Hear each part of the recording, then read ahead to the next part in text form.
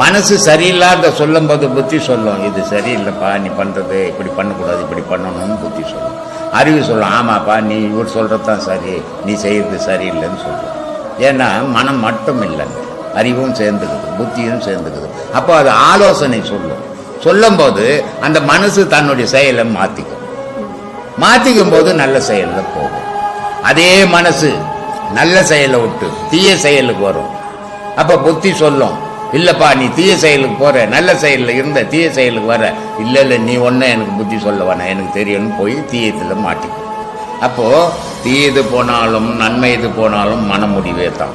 இப்போ தீயதை செய்யலாமா, எதை தெரிஞ்சா கடவுள்னு உங்க பேத்தி கேட்டது, இது எது கேட்டது? நம்ம சொல்லி கொடுத்து இதை கேளுன்னா கேட்டோம், அது கேட்டது. அப்ப அதனுடைய மனம் பேசுது, அதனுடைய மனம் கேட்குது, அது கேட்ட தொட்டு, அதனாலதான் அதுக்கு குருன்றது